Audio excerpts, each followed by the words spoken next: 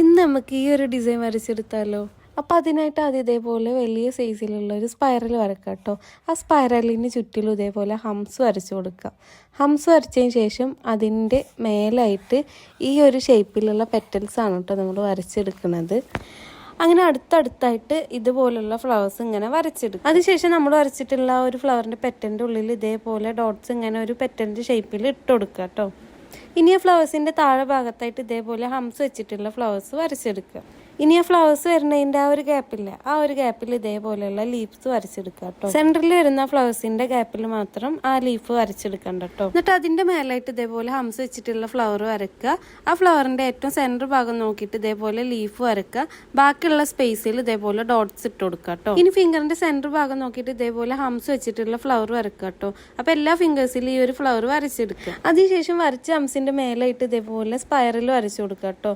Spiral വരച്ചെടുത്തതിന് ശേഷം അതിൻ്റെ ആ ഗ്യാപ്പ് വരുന്ന ഒരു ഭാഗത്ത് ഇതേപോലെ ലീഫ് ആഡ് ചെയ്ത് കൊടുക്കുക. ഇനി ആ ഹംസിൻ്റെ ഏറ്റവും താഴെ ഭാഗത്തായിട്ട് ഇതേപോലെ ലീഫ് വരച്ചെടുക്കുക കേട്ടോ. അപ്പോൾ ഇതാണ് കേട്ടോ ഒരു ഡിസൈൻ്റെ ഫൈനൽ ഔട്ട് വരുന്നത്.